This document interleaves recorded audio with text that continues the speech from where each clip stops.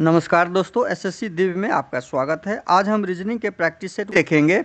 इसमें रीजनिंग के 20 इंपॉर्टेंट प्रश्न हैं। यदि आप एसएससी, रेलवे या किसी भी स्टेट एग्जाम की तैयारी कर रहे हैं तो ये प्रैक्टिस सेट आपके लिए काफ़ी इंपॉर्टेंट है, क्योंकि इस प्रैक्टिस सेट में जो प्रश्न दिए गए हैं उसी टाइप के प्रश्न आपके परीक्षा में पूछे जाएंगे। तो चलिए हम शुरू करते हैं प्रश्न संख्या 1 से। नीचे दिए गए प्रश्न में संबंधित संख्या को चुनिए। क्वेश्चन नंबर 1 आपके सामने है। नीचे दिए गए प्रश्न में संबंधित संख्या को चुनिए। अब संबंधित संख्या यहाँ पे क्या दिया हुआ है? 56, 60, 75। संबंधित संख्या जो आपका दिया हुआ है 56, 60, 75। अब इसके साथ हमें पैटर्न ढूंढना है कि 56 का 60 के साथ क्या संबंध है और 75 का वही संबंध प्रश्नवाचक चिन्ह के स्थान पे जो होगा उसका निकालना है।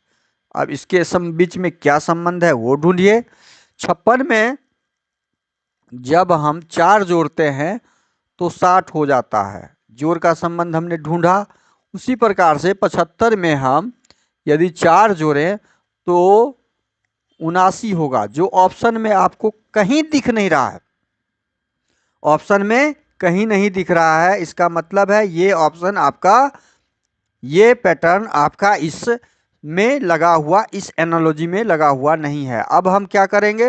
अब हम करेंगे दूसरा पैटर्न ढूंढेंगे। दूसरा पैटर्न क्या ढूंढेंगे कि 5, 6 में क्या करें जो ये 60 हो जाए, मतलब 56 को क्या करें कि 60 हो जाए। तो 56 को हम करते क्या हैं कि 5 और 6 को गुना करते हैं, 30 होता है।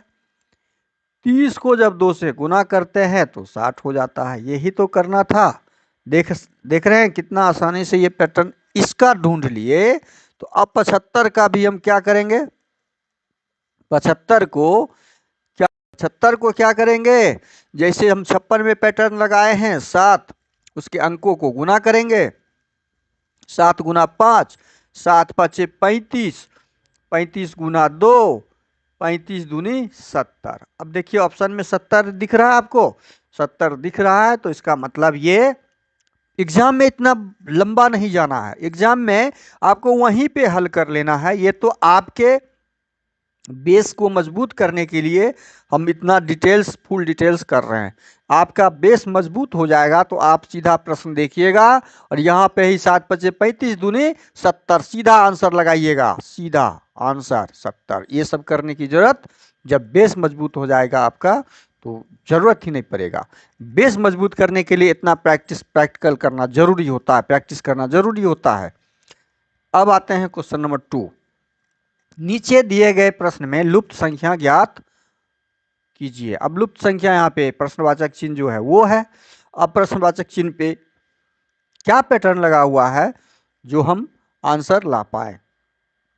अब यहाँ पे 23 दिया हुआ है। 3 5 8 को यदि हम जोड़ते हैं, 3 जोड़ 5 जोड़ 8 तो कितना हो रहा है? 5 3 8 दूनी 16 हो रहा है। लेकिन यहाँ पे 23 है। ये पैटर्न आपका यहाँ पे काम नहीं कर रहा है। इसका मतलब जोड़ का पैटर्न यहाँ नहीं है। अब गुना घटाव का तो होगा ही नहीं। बड़ी संख्या यहाँ पे 23 है इस सब से। अब हम देखते हैं गुना का। 5 तिया 15, 15 और 8 5। देखिए यहाँ पे कितना आसानी से हो गया।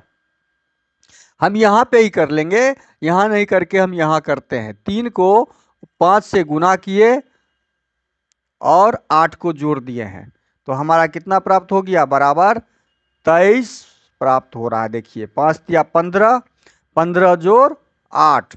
इसको यदि एक स्टेप और लेंगे तो 15 8 कितना हो गया? 23। उसी प्रकार से यहाँ पे इसका जब सॉल्व करेंगे तो 7 गुना 6 और जोड़ 8 करेंगे तो हमारा 50 निकल जाएगा। एक स्टेप आप लेते हैं यहाँ पे यदि, तो 7 छक्के 42 जोड़ 8, 42 8 50 हो गया। ये निकल गया। इसी प्रकार से हम इसी पैटर्न पे इसको डालेंगे। 9 गुना 6 जोड़ 4 करेंगे तो 9 गुना 6 यानी 9 गुना 6 इसको किए और जोड़ 4 कर दिए तो नछाए 54 जोड़ 4 तो यहाँ पे कितना हो जाएगा? प्रश्नवाचक चिन्ह पे आपका 58 हो जाएगा। ये आपका 58 ऑप्शन ए में है। तो इस प्रश्न का सही आंसर 58 हो जाएगा। इस प्रकार से आप वहीं पे 2 सेकंड के अंदर इस तरह के प्रश्न का सॉल्व कर सकते हैं। ये बेसिक जानकारी आपको दिया जा रहा है, इसको आप जरूर प्रैक्टिस अधिक से अधिक करें। अगला प्रश्न है क्वेश्चन नंबर 3। क्वेश्चन नंबर 3 में है, नीचे दिए गए प्रश्न में संबंधित शब्द को चुनिए। मच्छर, मलेरिया, तंबाकू। प्रश्नवाचक चिन्ह पे क्या आएगा? जब मच्छर मलेरिया से संबंध हमारा स्थापित हो जाएगा तो तंबाकू का संबंध किससे होगा? ऑप्शन में वो ढूंढना है। तो मच्छर के काटने से मलेरिया होता है। मच्छर के काटने से क्या होता है? मलेरिया बीमारी होता है, मलेरिया बीमारी का नाम है। उसी प्रकार से तंबाकू को खाया जाता है तो तंबाकू का से कैंसर नाम की एक बीमारी होती है। कैंसर नाम की बीमारी होती है तो कैंसर हमारा कटाव नहीं होगा, भोजन नहीं, तंबाकू भोजन नहीं है, दुर्घटना भी नहीं है, ये एक बीमारी उत्पन्न कर। तो आपका ऑप्शन डी सही हो जाएगा, कैंसर। अगला प्रश्न है क्वेश्चन नंबर 4। नीचे दी गई आकृति में त्रिभुजों की संख्या ज्ञात करना है, बताना है। तो आपको ज्ञात होना चाहिए कि आकृति की, जब वर्ग की आकृति हो तो उसमें जितने खाने होते हैं 1 2 3 4 5 6 7 8, कुल खानों की संख्या 8। जितने खाने होते हैं 8 खानों की संख्या है, या त्रिभुजों की संख्या बोलिए, 8 त्रिभुजों की संख्या बोलिए या 8 खानों की संख्या। त्रिभुज का ही हम चित्र डाल देते हैं। 8 त्रिभुजों की संख्या, जितने त्रिभुज या जितने खाने वर्ग में होते हैं उसको हम 2 से गुना कर देते हैं, वही कुल त्रिभुजों की संख्या होती है। तो इस प्रश्न का सही आंसर 16 हो जाएगा, ऑप्शन डी। ये वर्गाकार आकृति में ऐसा होता है, ये हमेशा ध्यान रखिए। वर्ग में जब भी त्रिभुज की या खाने की संख्या ज्ञात करनी हो तो हमें, त्रिभुज की संख्या ज्ञात करनी हो तो हमें जितने त्रिभुज होंगे उससे 2 से गुना कर देते हैं, वो त्रिभुज इसमें बनते हैं। अब अगला प्रश्न है क्वेश्चन नंबर 5। नीचे दिए गए श्रृंखला को पूरा करें। अब श्रृंखला दिया हुआ है 12, फिर छोटी संख्या 15, फिर 15 से छोटी 21, फिर 15 21 से छोटी संख्या 56, फिर 56 से छोटी संख्या यहाँ पे हमें आना चाहिए इस प्रश्न ऑप्शन से। अब देखते हैं कि ये पैटर्न यहाँ पे क्या लगा हुआ है, यहाँ पे कौन सा श्रृंखला, कौन सा घटना लगा हुआ है इसमें, इस प्रश्न में। तो इसको ज्ञात करने में हमारा जो पैटर्न लगा हुआ है, देखिए अंकों को जोड़ दिया है, 1 और 2 को जोड़ा 3 प्राप्त हुआ, 1 और 5 को जोड़ दिया 6 प्राप्त हुआ। ये क्या किया है, बड़ी संख्या के अंकों को जोड़ के 2 और 1 को जोड़ दिया 3 प्राप्त हुआ, 5 और 6 को जोड़ दिया, वही हमारा अंक 11 प्राप्त होगा। और 11 क्या है, आपका ऑप्शन बी में है। ऑप्शन बी आपका सही हो जाएगा। 11 पैटर्न पता करके उसी पैटर्न से हम प्रश्नवाचक चिन्ह का संख्या ज्ञात करते हैं। अब अगला प्रश्न है क्वेश्चन नंबर 6। दिए गए विकल्पों में से लुप्त अंक ज्ञात कीजिए। लुप्त अंक यहाँ पर ये है। अब लुप्त अंक ज्ञात करने के लिए हम मान लीजिए यहाँ से शुरू करें छोटी संख्या से, तो छोटी संख्या से बड़ी संख्या 5, बड़ी संख्या से 5 के बाद क्या आएगा वो ज्ञात करना, फिर ये बड़ी संख्या, फिर ये, लेकिन अंत में फिर छोटी संख्या हो गया। तो हमारा ये पैटर्न यहाँ पे काम नहीं आएगा। 3 में से 2 जोड़ देंगे तो 5, 5 में 2 जोड़ देंगे तो 7, लेकिन 7 में 2 जोड़ने से 30 होगा नहीं, ये पैटर्न भी नहीं आएगा। अब हमें ढूंढना होता है कि पैटर्न लगा हुआ क्या है इसमें। अब इस प्रकार से हम देखते हैं कि छोटी संख्या और ये बड़ी संख्या है, तो अब ठीक 3 के ठीक नीचे वाले कॉलम में, 3 के ठीक नीचे वाला कॉलम जो आपका दिख रहा है, ये कॉलम इसका, इसको इससे आप रिलेट कीजिए, इससे इसको संबंध स्थापित कीजिए। तो इससे इससे क्या संबंध स्थापित हो रहा है कि ये 3 को 10 से गुना किए तो 30 प्राप्त हुआ। लेकिन फिर ये इसको इससे हम संबंध स्थापित करें, 5 को 10 से गुना करेंगे तो क्या 50 यहाँ पे है, 5 को 10 से गुना करेंगे तो 50 है। यह पैटर्न भी यहाँ पे काम नहीं आया। अब हम दूसरा पैटर्न अपनाते हैं। दूसरा पैटर्न क्या अपनाएंगे, संबंध हमको ऐसे ही स्थापित करना है 3 को 30 से। अब बड़ी संख्या कैसे 3 को 30 कैसे बनाए, 3 को 30 बनाने के लिए क्या किया गया, यहाँ पे 3 का क्यूब किया गया। मतलब 3 गुना 3 गुना 3, क्यूब का मतलब ये हुआ 9, 3 तिया 9 तिये 27। तब उसमें क्या किया, 3 जोड़ा गया, उसी संख्या को जोड़ दिया, 30 हम प्राप्त कर लिए। अब ये 30 हमारा मिल गया। अब हम 5 से इसको देखते हैं, 5 का 128 है, इसमें क्या हो जाएगा, इसको इस डब्बा को यदि हम यहाँ पे करें तो 5 का क्यूब करें, 5 का क्यूब 5 गुना 5 गुना 5 कितना हो गया, 25 25 25 125, और 125 में 3 जोड़ते हैं तो 128 हो जा रहा है। 125 में 3 जोड़े तो 128 हो जा रहा है। ये हमारा आ गया। अब हमने पैटर्न ढूंढ लिया, उसी पैटर्न से 6 वाला भी निकालेंगे, उसी पैटर्न से 6 वाला संख्या का भी निकालेंगे। उसी पैटर्न से 6 वाले संख्या का जब निकालेंगे हम, तो 6 वाली संख्या में क्या करेंगे, 6 का क्यूब करेंगे। फिर तो 6 का क्यूब करने के लिए 6 गुना 6 गुना 6, 6 36, 36 छके 216। 216 में हमने यहाँ पैटर्न क्या ढूंढा था कि 3 प्लस करना होता है, क्यूब में कितना प्लस करना होता है, +3, तो +3 करेंगे। 16 3 कितना हो जाएगा, 219। आपका आंसर क्या हो गया, 219।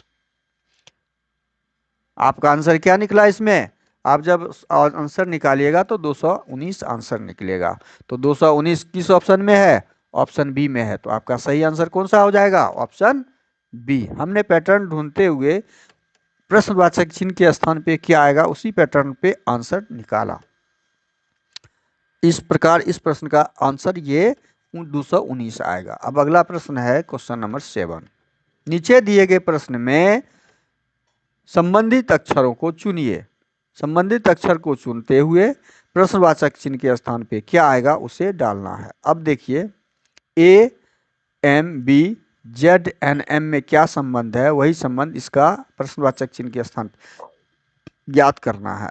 ए क्या है यहाँ पे, ये तो क्लियर दिख रहा है, ए 1 नंबर में है, जेड 26 नंबर में, ठीक उल्टा है। ये क्या है, ठीक उल्टा,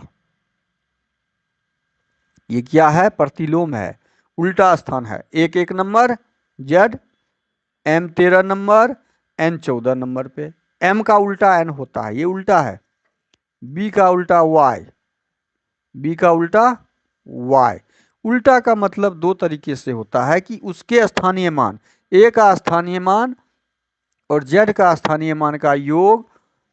उल्टा शब्द का मतलब ही होता है कि 2 अक्षरों का योग 27 जब हो जाए तो वो अपने आप में अल्फाबेट उल्टे स्थान से होते हैं। उल्टा का मतलब अब समझ लीजिए फिर से, ए अल्फाबेट को यदि हम काउंट करें तो 1 2 3 इधर से, उसी प्रकार से जब हम दाहिने तरफ से काउंट करेंगे इसको तो ये 26वें नंबर पे आएगा। जब इसकी संख्या को जोड़ेंगे बाएं तरफ से और दाहिने तरफ से तो कितना हो रहा है, ये 27। ये उल्टा का मतलब होता है कि उसके स्थानीय मान का योग 27 होता है। उसी प्रकार से अब n का जब निकालेंगे तो n का उल्टा m होता है, k का उल्टा क्या होता है, k का उल्टा p होता है, k होता है 11, p 16। l का उल्टा क्या होता है, o होता है। तो आपका सही आंसर MPO जिसमें होगा वो सही हो जाएगा। तो इस प्रकार आपका आंसर ऑप्शन ए हो जाएगा। अगला प्रश्न क्वेश्चन नंबर 8, बेन आरेख चुनिए। बेन आरेख चुनिए जो दिए गए वर्गों के बीच के संबंध सही निरूपण करता है। अब शर्ट लाल हरा, शर्ट का मतलब जो हम लोग शर्ट पहनते हैं वो शर्ट हो गया। शर्ट पहले हम क्या करेंगे, किसका चित्र बनाएंगे, तो शर्ट का चित्र बनाएंगे। बेन आरेख में शर्ट का चित्र बना लिए, ये शर्ट है। अब ये शर्ट हुआ तो कुछ शर्ट लाल भी होते हैं और कुछ शर्ट कई कलर के होते हैं, तो यहाँ लाल और हरा दिया हुआ है। लाल जब हरा दिया हुआ है तो आप लाल शर्ट बना लीजिए कुछ, और कुछ हरा शर्ट बना लीजिए। तो वेन डायग्राम जब बनेगा, मान लीजिए ये लाल है और ये हरा का शर्ट है, तो वेन डायग्राम हमारा क्या बना, शर्ट कुछ लाल भी होते हैं और कुछ हरे भी होते हैं। तो इस तरह के आकृति आपके ऑप्शन डी में है। वेन आकृति ऑप्शन डी आपका सही आंसर निकलेगा। अगला प्रश्न है क्वेश्चन नंबर 9। नीचे दिए गए प्रश्न में विषम शब्द को चुनिए। अब इसमें से बाघ, हिरन, तेंदुआ, लोमड़ी, चारों तो जंगली जानवर ही है। चारों क्या है, जंगली जानवर है, पालतू जानवर इसमें से कोई भी नहीं है। अब जंगली पालतू से तो ये क्लियर हो रहा है कि ये विषम नहीं है, ये सारे जंगली जानवर है। अब इस जानवर में से कौन सा विषम जानवर है, विषम शब्द है, उसे ढूंढना है। तो बाघ क्या है, मांसाहारी होता है।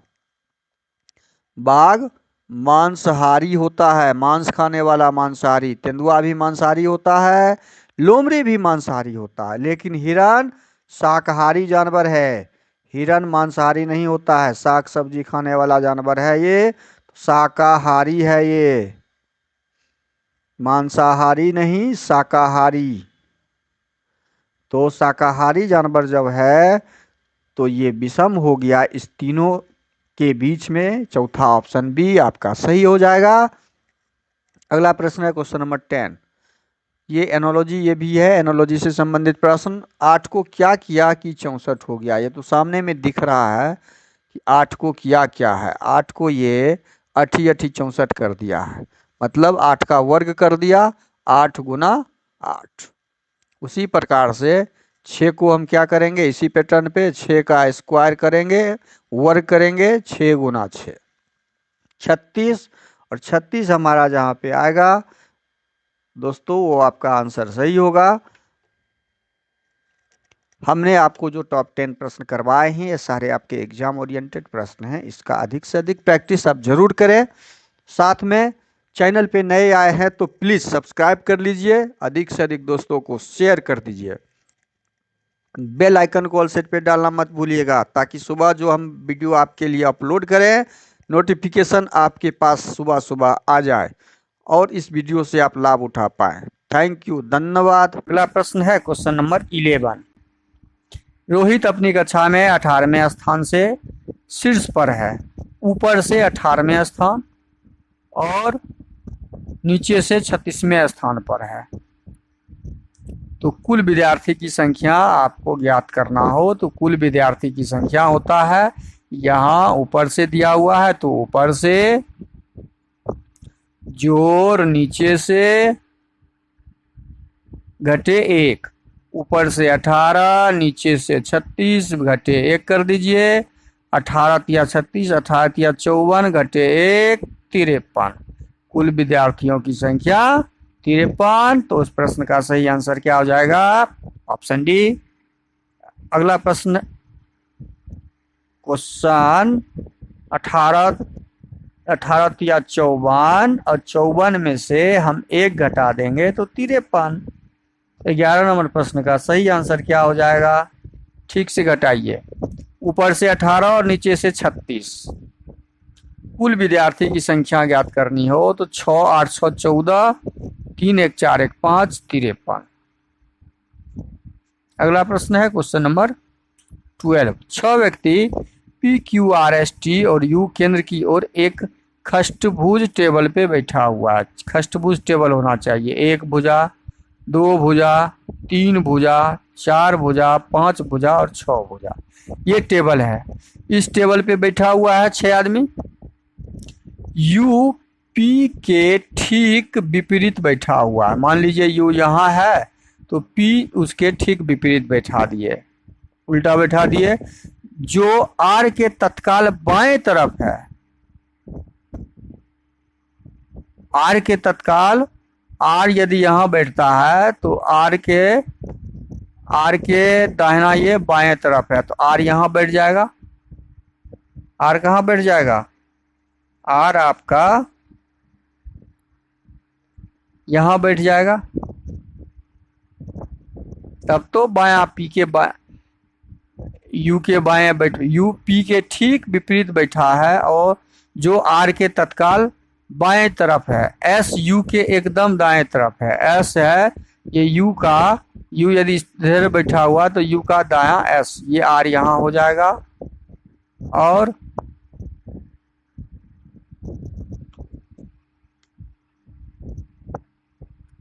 आर ठीक यहाँ बैठा हुआ है पी के बाएं तरफ, तो एस यहाँ हो जाएगा। एस यू के एकदम दाएं बैठा हुआ है, यू के एकदम दाएं एस बैठा हुआ है। और टी पी और एस के बीच है, पी और एस के बीच में, पी और एस के बीच में टी बैठा हुआ है। एस यू के दाहिने तरफ बैठा हुआ है, यू के दाहिने तरफ एस बैठा हुआ है, तो यू का दाहिना एस। और पी और एस के बीच, पी और एस के बीच टी बैठा हुआ है, पी और एस के बीच टी बैठा हुआ है।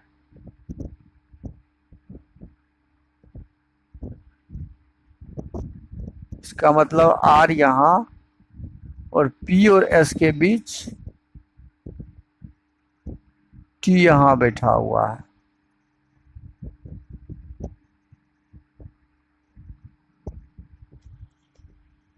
टी यदि यहाँ बैठा हुआ है तो क्यू बचा, क्यू यहाँ बैठ जाएगा। ठीक है, अब हमें क्या ज्ञात करना है? क्यू का बैठने का स्थान क्या था? क्यू यहाँ बैठा, क्यू टी के विपरीत बैठा हुआ है, टी के ठीक विपरीत टी क्यू बैठा हुआ है, तो हमारा आंसर क्या हो जाएगा? ऑप्शन ए हो जाएगा।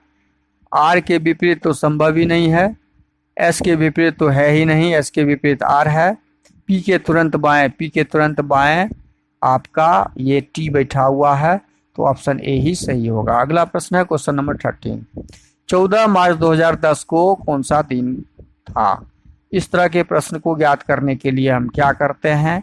पहले ईस्वी को रखते हैं, ईस्वी के दहाई अंक को, और उसमें 4 से भाग लगाते हैं, और भाग लगाने के बाद 4 दूनी 8, 2 से भाग लग जाएगा, भागफल रखते हैं। उसके बाद हम रखेंगे तारीख 14, और उसके बाद हम रखेंगे मंथ। तारीख के बाद हम क्या रखेंगे? मंथ, मंथ का कोड, माह का कोड 4, मार्च का कोड 4 होता है, और वर्ष का कोड 2010 का कोड 6 होता है। कोड डालते हुए हम 7 से क्या करेंगे? भाग लगाएंगे। 7 से जब भाग लगाएंगे तो 10 2 12, 12 6 4 10, 10 20, 10 10 20, 20 10 30, 6 36, 36 बट्टा 7, 7 पचे 35, शेष हमारा आ रहा है 1। शेष कितना आ रहा है? 1। शेष 1 का मतलब है, शेष 1 का कोड होता है रविवार, तो हमारा आंसर क्या हो जाएगा? रविवार, संडे होगा उस दिन। ऑप्शन सी सही हो जाएगा। अगला प्रश्न है क्वेश्चन नंबर 14। यदि किसी भाषा में UNIQ को SJCI लिखा है, तो इसी कूट भाषा में मॉड को क्या लिखेगा? तो यू होता है 22 21, 21 से 19 हुआ तो -2, N 14, 14 से 10 हुआ, 14 से 10 हुआ तो -4, यहाँ -4, यहाँ आई 9, 9 से 3 हुआ तो -6, 17 से 9 हुआ तो प्लस 2 4 6 और 8, 17 में से 8 घट गया तो 9 8 17, मतलब -2 -4 -6 -8 का यहाँ पे पैटर्न लगा हुआ है। इसी प्रकार मॉड का ज्ञात करेंगे तो इसमें से -2 पहले घटाएंगे, उसके बाद -4 घटाएंगे, उसके बाद -6 घटाएंगे, उसके बाद -8 घटाएंगे।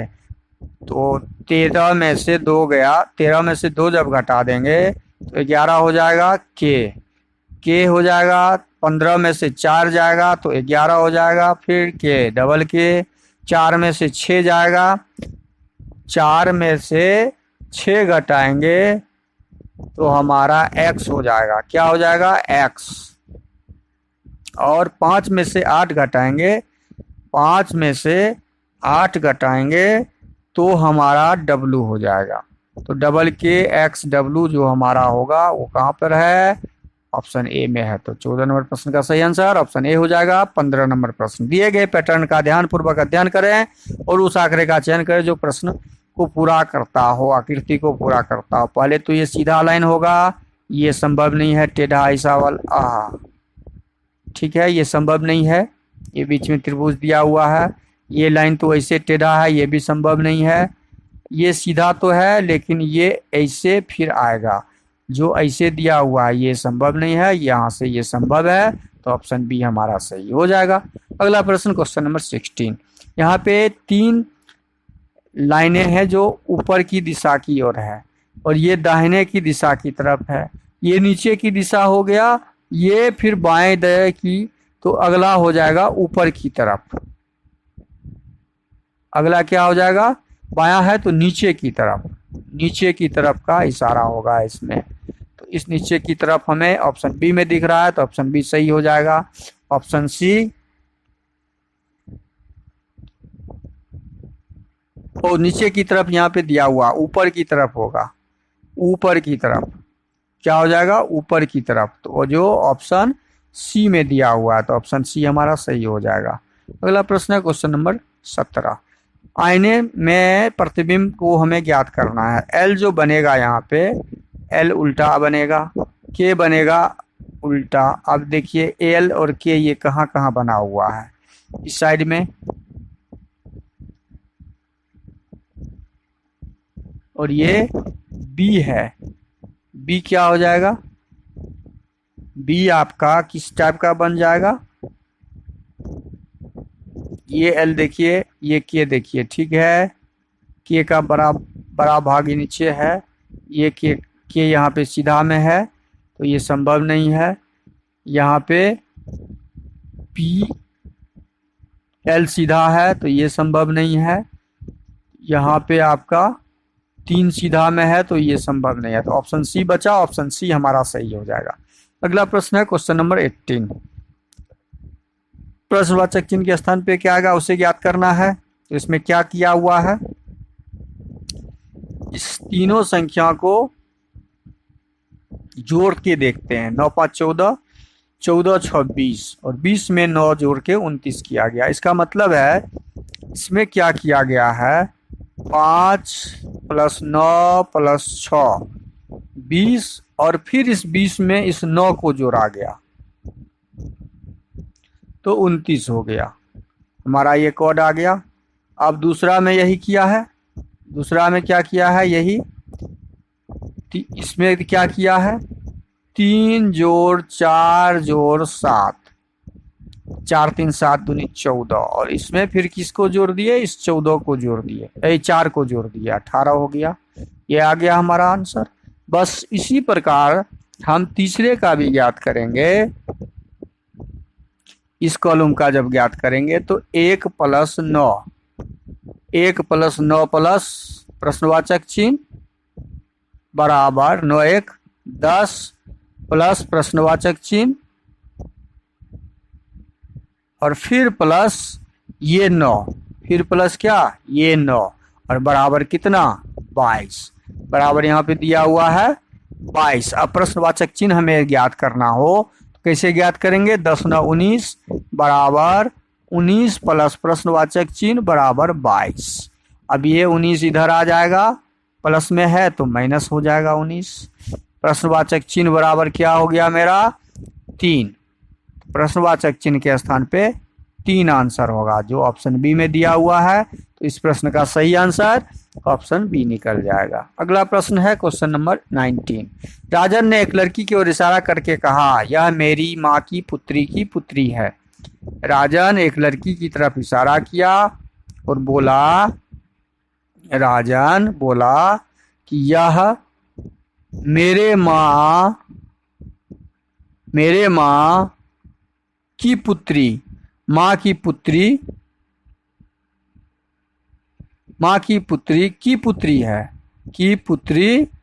है।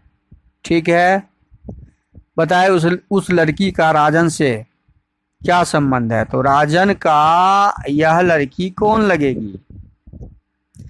अब माँ का पुत्री राजन की बहन, तो भगिनी लगेगी, भांजी लगेगी। इस प्रश्न का सही आंसर क्या हो जाएगा ऑप्शन बी, भगिनी हुई, भांजी हुई। इस प्रश्न का सही आंसर ऑप्शन बी हो जाएगा। अगला प्रश्न है क्वेश्चन नंबर 20। निम्नलिखित विकल्पों में से कौन सी उत्तर आकृति प्रश्न आकृति को मोड़ने से प्राप्त होगा। अब देखिए, एकांतर हमेशा ज्ञात करना सीख जाइए तो आप आसानी से इसका बना सकते हैं। बी का एकांतर सी हो जाएगा, बी का एकांतर सी हो जाएगा, के का एकांतर एल हो जाएगा और एन का एकांतर पी हो जाएगा। तो यहाँ पे हम लिख देते हैं बी का उल्टा सी, के का उल्टा एल और के का उल्टा एल हो गया और बचा एन का उल्टा पी। अब जब ये आमने सामने आगे पीछे है तो ये फ्रंट पे दिखेगा नहीं, ये तीनों फलक सामने में नहीं दिखेगा। अब पहले हम देख लेते हैं डी ऑप्शन को, एल के, एल और के दोनों दिख रहा है, इसका मतलब ये संभव नहीं है। एल दिखेगा या के दिखेगा, दोनों में से कोई एक ही दिखना चाहिए सामने में। बी के सी, तो बी और सी दिख रहा है, बी और सी दिख रहा है, इसका मतलब ये भी ऑप्शन नहीं होगा। बी दिखेगा या सी दिखेगा, दोनों में से, क्योंकि ठीक ये इसका विपरीत अक्षर है। के एन पी में के एन और पी दिख रहा है, देखिए ये भी संभव नहीं है। तो बचा ऑप्शन ए, हमारा ऑप्शन ए सही हो जाएगा। वीडियो शुरू से अंत तक जरूर देखिए। वीडियो अच्छा लगे तो लाइक कर दीजिएगा, चैनल पे नए आए हैं तो सब्सक्राइब कर लीजिए और दोस्तों को अधिक से अधिक शेयर कर दीजिए। थैंक यू, धन्यवाद। जय हिंद, जय भारत।